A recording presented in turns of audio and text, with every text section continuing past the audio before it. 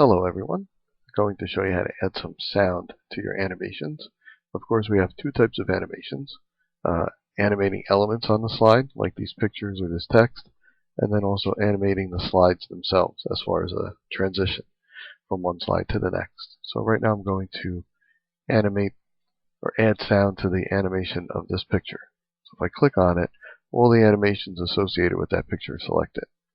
I want the animation I want to add sound to the very first animation, the on click. Of course, the second one happens with the previous one, so they're pretty much the same. But on this one, I'm going to choose this one. So on this one, I'm going to right click and go to Effect Options, and you get this dialog box. We have Effect. You can start different ways. I think I've checked a couple things here, playing around.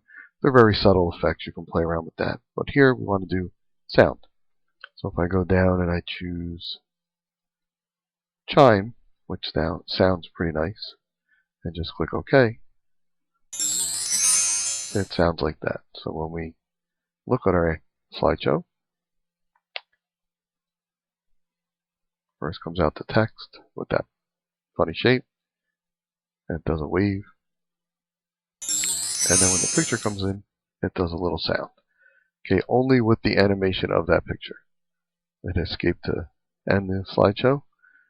Okay, if I want this slide, when it comes in, right now we have a transition news flash, okay, but I can also have a transition sound. So if I want to put something like a bomb, okay, if I look at this slideshow from the beginning, which you can go slideshow from beginning, you can go from current slide, it would start right here. We went over a lot of this stuff, but the thing I like to do often to go from the beginning is press F5. So that's nice and quick. Here's our text. Here's our wave. Here's our chime with our animation. Then it sinks down. And then the next slide comes in with the transition of newsflash, but then also with a bomb. Okay, so that's how you add sounds to your animations and your slide transitions.